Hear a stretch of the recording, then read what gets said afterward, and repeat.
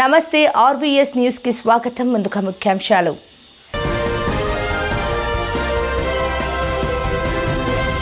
మృతులకు అమిత్ షా ఘన నివాళి, help line నెంబర్లు విడుదల.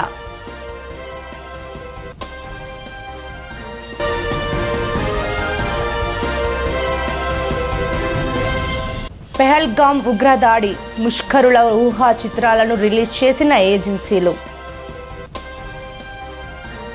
మదనపల్లి డీఎస్పీ మహేంద్ర గారు మరియు B Kothakota police station circle inspector Jeevan Gangadhar Babu మండలంలోని రౌడీ షీటర్లు అందరికీ పిలుపునిచ్చి వారికి ఎక్కడ కూడా ఎలాంటి చట్ట వ్యతిరేక కార్యక్రమాల్లో పాల్గొన్నట్లయితే భూ కబ్జాలకు అసాంఘిక కార్యక్రమాలు జరగకుండా చూడాలని వారందరికీ కౌన్సిలింగ్ ఇవ్వడం జరిగింది.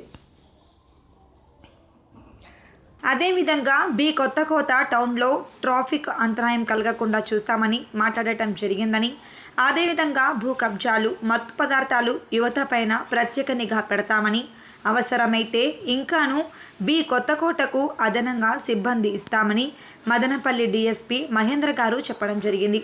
అయితే ప్రతి ఒక్కరిలోన మంచి ప్రవర్తన కలిగి ఉండాలని, ఎవరైనా నేరాలకు వారిపైన కఠినమైన చర్యలు తీసుకుంటామని హెచ్చరించడం జరిగింది. ఏం పండుగ టమాటా ఏం చేస్తున్నావు?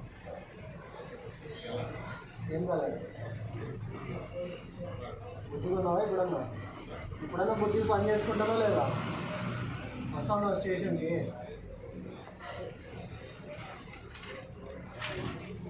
ఈ మంగళవారం వచ్చి కనపడిపోవాలా. అయితే మంగళవారం ఎవరు ప్రయాణ రోజు మంగళవారం 10 రోజులు కూర్చోరా తక్కువమంది ధర్మారెడ్డి నాగార్జున నీ వయసు ఎంత? ఫోన్ చేయడం లేదంటారు నాకు కేసు ఎప్పుడు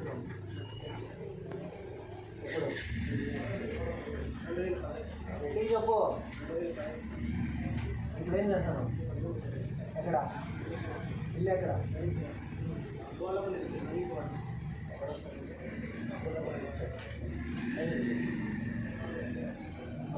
స్టేషన్కి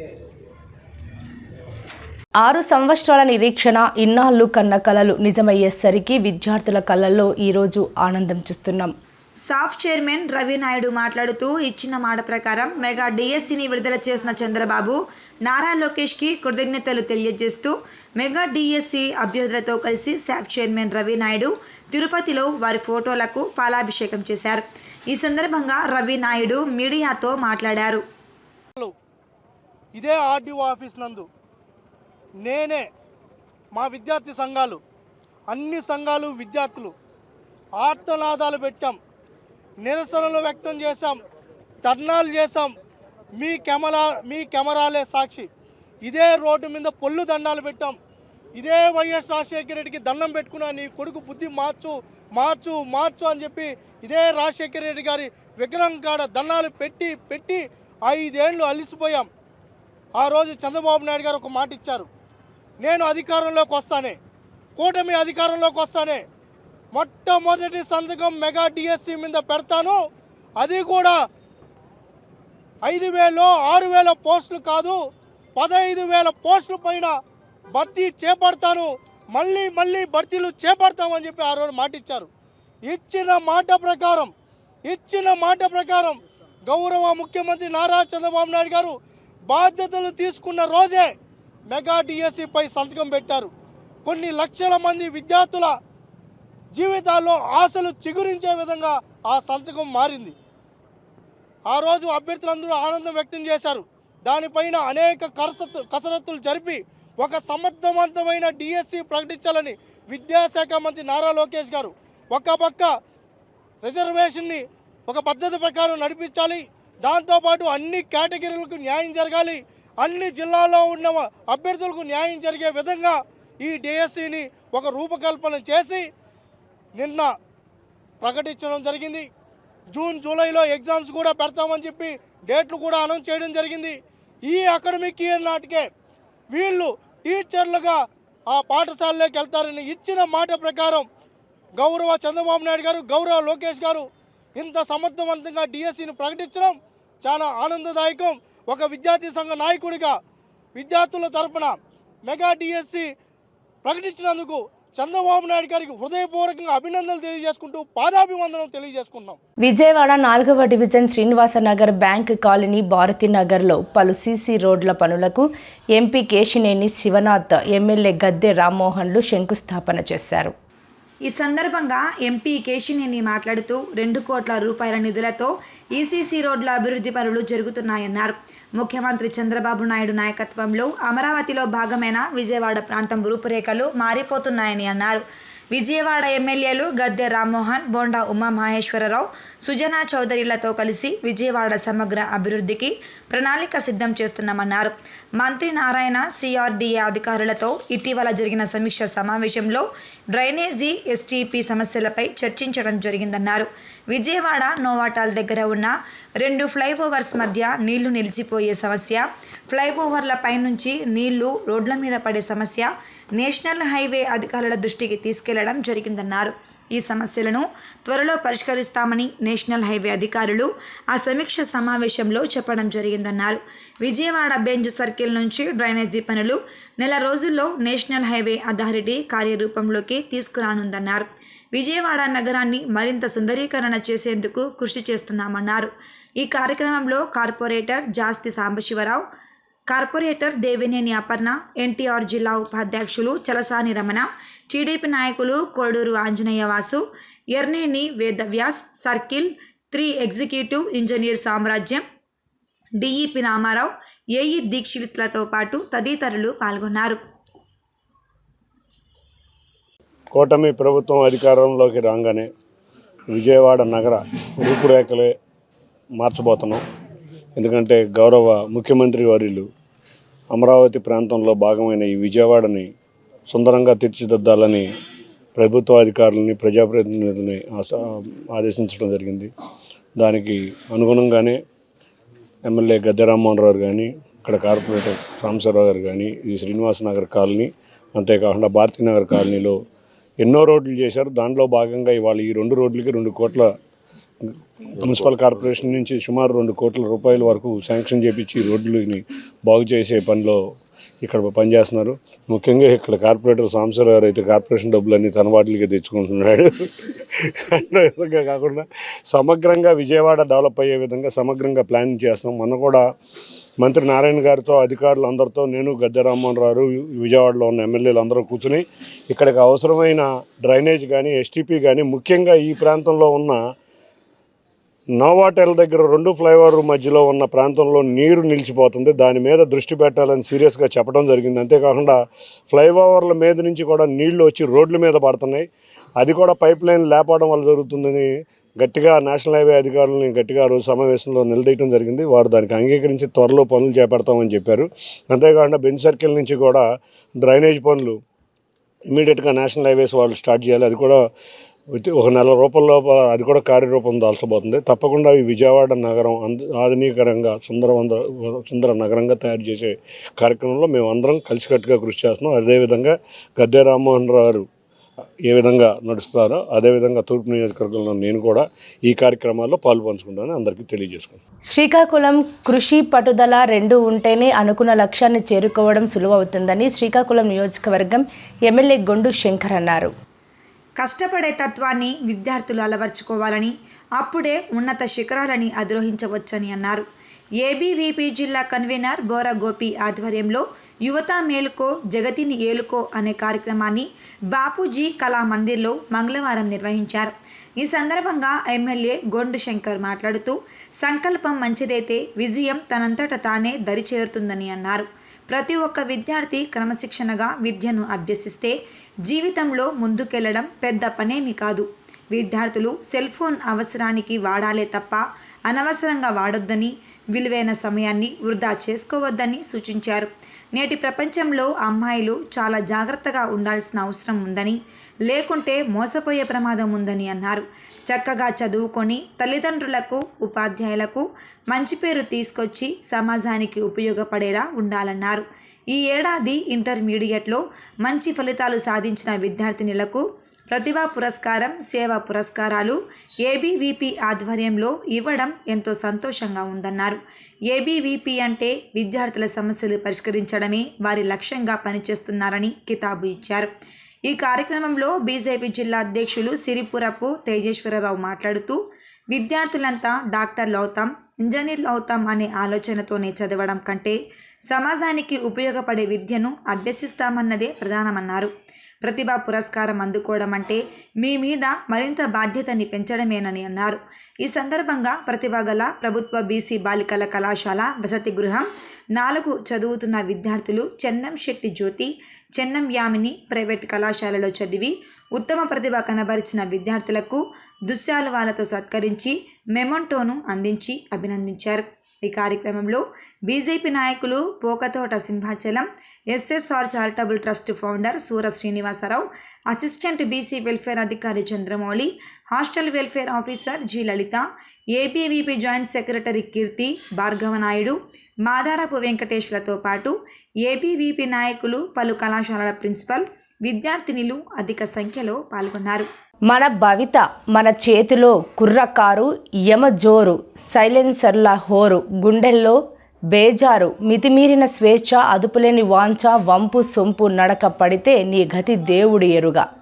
నీ మీదే కోటి ఆశలు, నీకోసం నిరీక్షణ, నీవు దూరమైతే తల్లికి కడుపు శోకం, ఆకలికి జీవన శోకం, బిడ్డలకు బ్రతుకు అగమ్యం, అతివేగం ప్రమాదం, నెమ్మదిగా సాగుదాం, హెల్మెట్ని ధరించండి, జీవితానికి భరోసా ఇవ్వండి. ఏ రోహిత్ 9వ తరగతి, NTR municipal high school, Srikakulam. Srikakulam rural మండలం బైరి గ్రామంలో ఏప్రిల్ 20వ తేదీ ఆదివారం సాయంత్రం డాక్టర్ వైఎస్ఆర్ రాజశేఖర్ రెడ్డి విగ్రహం పడిపోయిన విషయంపై మంగళవారం ఉదయం Srikakulam town DSP CH Vivekanand పత్రికా సమావేశం నిర్వహించి కేసు వివరాలు తెలిపారు. కమ్డి మండల కేంద్రంలో ఉండే తన అమ్మమ్మ ఇంటి వద్ద జరిగే ఒక జాతరకు తాతతో కలిసి వెళ్లిన 10 సంవత్సరాల వయసు గల వినయ్ రెడ్డి అనే బాలుడు జాతరలో 300 పెట్టి ఒక బొమ్మ హెలికాప్టర్ కొన్నాడు. అది ఎగరకపోవడంతో రెండోసారి వెళ్ళి ఆ హెలికాప్టర్ను ఇచ్చి వేరే బొమ్మ తెచ్చుకున్నాడు. అది ఎగరకపోవడంతో మూడోసారి మళ్ళీ వెళ్ళగా యజమాని వేరేది ఇచ్చాడు. ఆ హెలికాప్టర్ కూడా ఎగరకపోవడంతో బొమ్మను వాపస్ ఇవ్వడానికి వెళ్ళగా షాప్ యజమాని బొమ్మను తీసుకోకుండా బాలుడిపై కోపడ్డాడు. దీంతో షాప్ యజమాని తనను మోసం చేశాడని బాలుడు మండల కేంద్రంలోని పోలీస్ స్టేషన్కు వెళ్ళి ఫిర్యాదు చేశాడు. బాలుడి ఫిర్యాదు మేరకు ఎస్ఐ జాతరకు ఒక కానిస్టేబుల్ను పంపగా అప్పటికే షాప్ యజమాని జాతర నుండి వెళ్ళిపోయాడు. దీంతో బాలుడి తాతను పిలిచి బాలుడిని సముదాయించి ఇంటికి పంపించారు.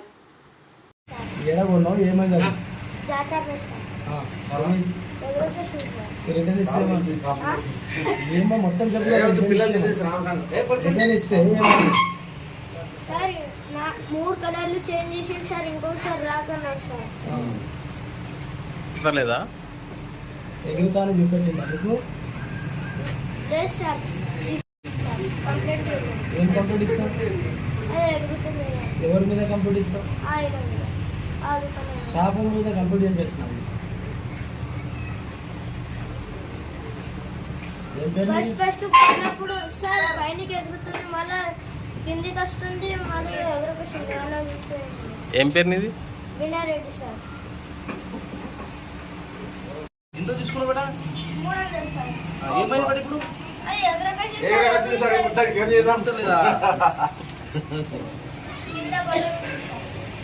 అది కాదు రా, రెక్కలు సెట్ చేయాలి ముందు. అది రన్నింగ్ లో సెట్ అవుతుంది. కాశ్మీర్లోని పెహల్గాంలో ఉగ్రవాదుల ఘాతకానికి పాల్పడిన విషయం తెలిసిందే. మినీ స్విట్జర్లాండ్గా పేరొందిన బైసరన్ ప్రాంతంలో ప్రకృతి అందాలను ఆస్వాదిస్తున్న పర్యాటకులపై అడవిలో నుంచి హఠాత్తుగా ప్రత్యక్షమైన ఉగ్రవాదులు విచక్షణ రహితంగా కాల్పులు జరిపారు. మహిళలు పిల్లలను వదిలిపెట్టి కంటికి కనిపించిన పురుషులను కాల్చుకుంటూ పోయారు. ఈ దాడిలో సుమారు 28 మంది టూరిస్టులు ప్రాణాలు కోల్పోయారు. దాడికి పాల్పడిన ఉగ్రవాదుల కోసం భద్రతా సంస్థలు తీవ్రంగా గాలిస్తున్నాయి. ఈ నేపథ్యంలో వారిని పట్టుకునేందుకు ముష్కరుల ఊహా చిత్రాలను ఏజెన్సీలు తాజాగా రిలీజ్ చేశాయి. 3 ఉగ్రవాదులకు సంబంధించిన ఫోటోలను విడుదల చేశాయి. మరోవైపు కశ్మీర్ లోయను కేంద్ర హోంమంత్రి అమిత్ షా ఇవాళ సందర్శించారు. ఉగ్రదాడి మృతులకు శ్రీనగర్లో నివాళులర్పించారు. ఈ సందర్భంగా బాధిత కుటుంబాలతో మాట్లాడి ఓదార్చారు. వారికి అన్ని విధాల సహాయ సహకారాలు అందిస్తామని హామీ ఇచ్చారు. అంతేకాదు ఘటన ప్రాంతాన్ని కూడా సందర్శించారు. ఇక బాధిత కుటుంబాలకు జమ్మూ కాశ్మీర్ పరిహారం ప్రకటించింది. మృతుల కుటుంబాలకు 10 లక్షల రూపాయలు, తీవ్రంగా గాయపడిన వారికి 2 లక్షల రూపాయల చొప్పున సాయం ప్రకటించింది. ఆధ్యాత్మిక చింతనతోనే మానసిక ప్రశాంతత కలుగుతుందని శ్రీకాకుళం ఎమ్మెల్యే గొండు శంకర్ అన్నారు. శ్రీకాకుళం నగరంలోని విశాఖ ఏ కాలనీలోని మొదటి లైన్లో శ్రీ శ్రీ శ్రీ నీలమణి దుర్గాదేవి ఆలయ శంకుస్థాపన బుధవారం ఘనంగా నిర్వహించారు. ఈ సందర్భంగా ఎమ్మెల్యే శంకర్ మాట్లాడుతూ ఆధ్యాత్మికత మానసిక ఉల్లాసానికి దోహదపడుతుందని ఎమ్మెల్యే చెప్పారు. ఒత్తిడి, ఆందోళనను తగ్గించవచ్చునని, ఆనందం, సంతృప్తిని పొందవచ్చునని పేర్కొన్నారు. ఆధ్యాత్మిక అభ్యాసాలు మన మనస్సును శాంతపరచడానికి ఎంతో సహాయపడతాయన్నారు. ఆధ్యాత్మికత మన మానసిక ఆరోగ్యంపై సానుకూల ప్రభావాన్ని చూపుతుందన్నారు. ఆధ్యాత్మికత మనకు లోపల ఉన్న శక్తిని కనుగొనడానికి ఉపకరిస్తుందన్నారు. ప్రజలు ఈ పోటీ ప్రపంచంలో అధికంగా ఒత్తిడికి గురయ్యే పరిస్థితులు నెలకొంటాయని, కావున ప్రతి ఒక్కరూ భక్తి మార్గంలో నడవాలని సూచించారు.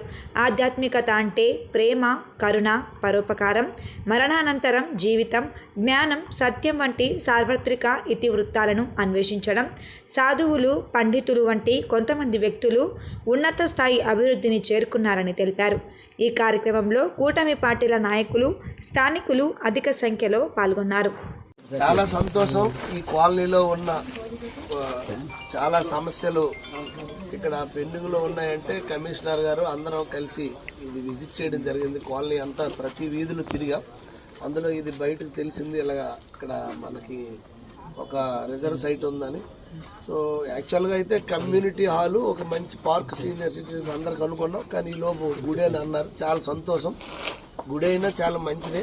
ఆధ్యాత్మిక భావం ఉండాలి. అది ఉన్నాడే యూనిటీ వస్తుంది. ఇవాళ ఎంతమంది అందరూ కలిసి చేరారంటే పార్టీలకు అతీతంగా.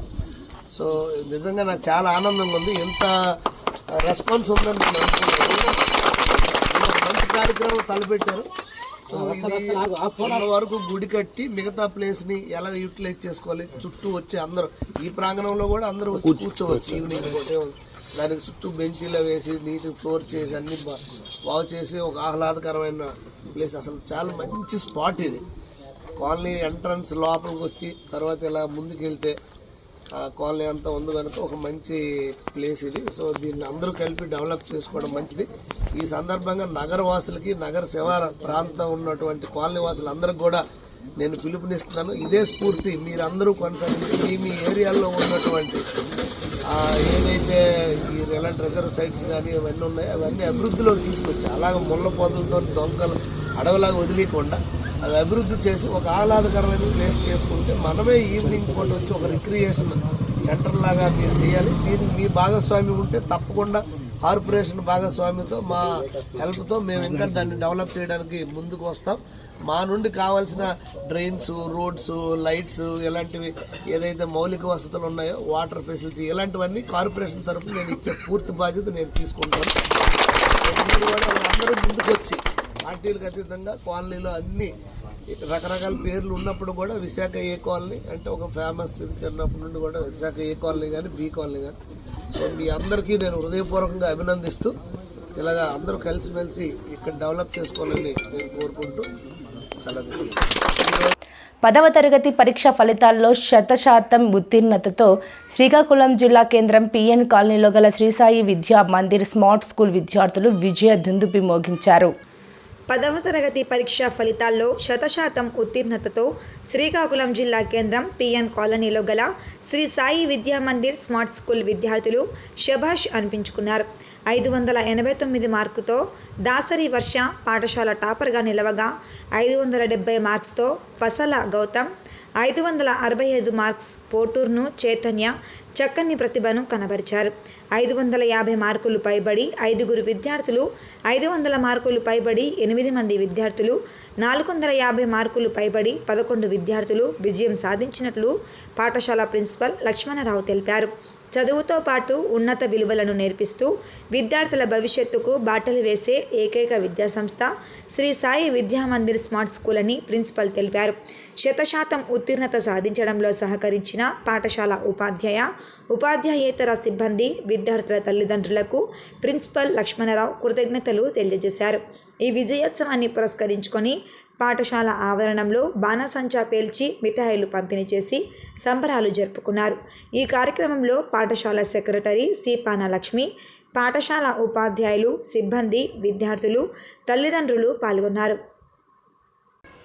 శ్రీకాకుళం నగరం డీసీసీబీ కాలనీలో ఉన్న నవయుగ స్కూల్ విద్యార్థులు ఈ ఏడాది కూడా 10వ తరగతి పరీక్ష ఫలితాల్లో విజయ దుందుబి మోగించారు. ఈ రోజు విడుదలైన ఫలితాల్లో 29 మంది విద్యార్థులు పరీక్షలు వ్రాయగా 29 మంది ప్రథమ శ్రేణిలో ఉత్తీర్ణులై నవయుగ పరంపర కొనసాగించారు. 25 మంది విద్యార్థులు 500 మార్కులు పైగా సాధించి ప్రతిభ చాటారు. 4 విద్యార్థులు 400 మార్కులు పైగా సాధించారు. నవయుగ స్కూల్ టాపర్గా వెన్నెల చర్మిష 600కి 589 మార్కులు సాధించి కార్పొరేట్ పాఠశాలలకు ధీటుగా నిలిచింది. సాధారణ విద్యార్థులతో అసామాన్య ఫలితాలు సాధించిన విద్యార్థులకు, అదేవిధంగా నవయుగ స్కూల్ యాజమాన్యానికి, ఉపాధ్యాయ సిబ్బందికి, తల్లిదండ్రులు, శ్రేయోభిలాషులు శుభాకాంక్షలు తెలుపుతున్నారు. గత 18 ఏళ్లుగా కార్పొరేట్ స్కూల్కు ధీటుగా విజయాలు నమోదు చేయడం నవయుగ స్కూల్కి మాత్రమే సొంతమైంది. సొంత భవనంలో తక్కువ ఫీజులు, క్రమశిక్షణతో అత్యుత్తమ నాణ్యమైన విద్యను అందిస్తున్న ఏకైక పాఠశాలగా శ్రీకాకుళం నగరంలో పేరు పొందింది. ఏపీటీఎఫ్ సీనియర్ నాయకులు జమ్మూ కాశ్మీర్ అనంతనాగ్ జిల్లాలోని పహల్గామ్లో ఉగ్రదాడిలో మృతి చెందిన వారికి కేంద్ర హోంశాఖ మంత్రి అమిత్ షా ఘన నివాళులు అర్పించారు. గురువారం శ్రీనగర్లోని పోలీస్ కంట్రోల్ రూమ్ వద్ద ఉంచి ఆయా మృతదేహాల వద్ద పుష్పగుచ్చాలు ఉంచి వారికి ఆయన నివాళులు అర్పించారు. అనంతరం బాధిత కుటుంబాలను ఆయన పరామర్శించారు, వారిని ఓదార్చారు. ఈ ఘటనపై వివరాలను కేంద్ర మంత్రి అమిత్ షా వారిని అడిగి స్వయంగా తెలుసుకున్నారు. ప్రభుత్వం అన్ని విధాల అండగా ఉంటుందని వారికి ఈ సందర్భంగా కేంద్ర మంత్రి భరోసా ఇచ్చారు. ఈ ఘటనకు బాధ్యులైన వారిని తమ ప్రభుత్వం ఎట్టి పరిస్థితుల్లో విడిచిపెట్టదని వారికి ఆయన స్పష్టం చేశారు. వార్తలు ముగించే ముందు ముఖ్యాంశాలు మరోసారి.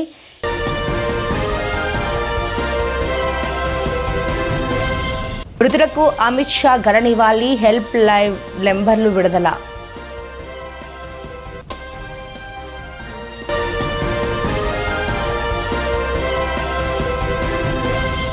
పెహల్గామ్ ఉగ్రదాడి ముష్కరుల ఊహా చిత్రాలను రిలీజ్ చేసిన ఏజెన్సీలు. ఈ వార్తలు ఇంతటితో సమాప్తం. నమస్కారం.